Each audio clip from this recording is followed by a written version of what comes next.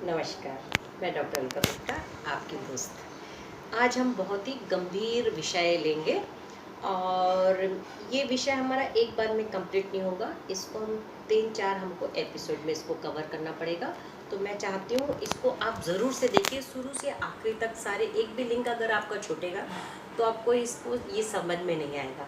General बोलचाल की भाषा में हम लोग बोलते हैं कि इसको बहुत सर्दी हो जाती है, इसको अक्सर एसिडिटी होती है, इसको हमेशा कब्ज़ होती है। क्या हम जानते हैं कि ऐसा क्यों होता है? हो सकता है जानते होंगे, लेकिन गहराई में नहीं जानते होंगे।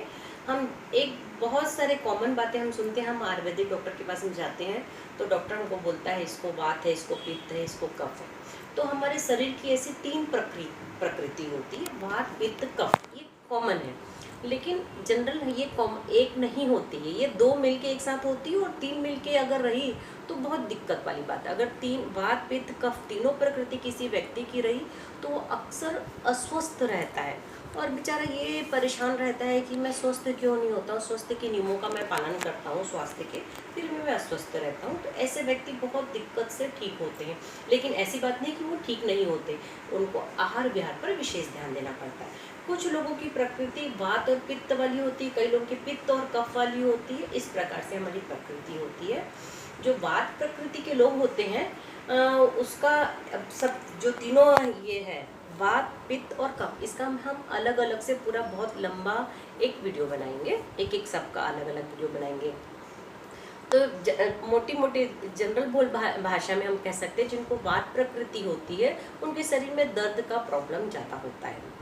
अब जिनकी पित्त की प्रकृति होती है उनके पूरे शरीर में जलन होती रहती है, कहीं पर भी किसी भी जगह पर जलन होगी।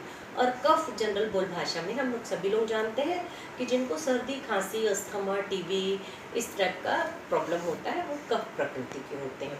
अब ये तो हम जान गए, ये प्रकृति हमारी होती है। अब हम ये जानेंगे कि आहार में हम कैसे जाने कि कौन सी प्रकृति वाला हमारा आहार है और किस आहार को हमको ज़्यादा लेना है तो इस प्रकृति का हमारा समन होगा, और किस आहार को हमको नहीं लेना है तो इस प्रकृति का समन होगा। ये हम अपने नेक्स्ट वीडियो में हम देखेंगे। अब ये प्रकृति हो गई हमारी, और ऐसे ही हमारे रस होते हैं जो हमारे जनरल खान पान में जो हमारे रहता है ना रस। तो 6 प्रकार के जो रस होते हैं, अगर उनका बैलेंस हमारे शरीर में होता है तो हम स्वस्थ होते हैं। उसी प्रकार से कफ वात पित्त कफ का बैलेंस होने से भी हम स्वस्थ होते हैं, इम्बैलेंस से हम बीमार होते हैं। अब जब हम ये जाने कि ये रस कौन कौन से होते हैं तो सबसे पहले देखिए अम्ल यानी खट्टा। जो भी चीज़ें खट्टी होती है वो अम्ल धर्मी होती है। फिर उसके बाद होती है मीठा, बहुत सारी चीज़ें मीठी होती हैं।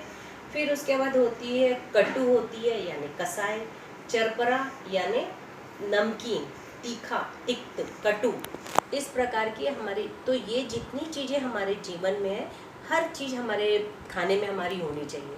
हम क्या करते हैं, अगर हमको मीठा पसंद है तो मीठा मीठा बहुत ज़्यादा खाते हैं, तो कटु चीज़ों के हमारे खाने में कमी हो जाती है तो हमको उसकी बीमारी होती है। खट्टा पसंद है तो खट्टा। तो हम अगले एपिसोड में हम ये जानेंगे कि किस प्रकार से हम अपने आहार में इसका बैलेंस करें तो हमारा खाना ऐसा शुद्ध और सात्विक होगा जिससे कि हमको किसी भी प्रकार की बीमारी नहीं होगी। मैंने हमेशा कहा है ये बात को कि आपका जो रसोई घर है वही आपका भोजनालय है, जो आपका वही रुग्णालय भी है और वही औषधालय भी है। तो इस चीज़ का विशेष तौर से आप ध्यान रखिए। हित भूख मित भूख और हित भूख मित भूख और ऋत भूख, इस प्रकार से भूख आपकी होनी चाहिए। हित मतलब जो आपका स्वास्थ्यप्रदक है, मित भूख यानी थोड़ा कम आप खाइए, और ऋतु भूख यानी ऋतु के अनुसार आपको आहार खाना है। आप हमको सिंपल भाषा में वैसा भी बोल सकते हैं, सीजनल रीजनल और ओरिजिनल फूड यदि आप खाएंगे तो आप कभी बीमार नहीं पड़ेंगे।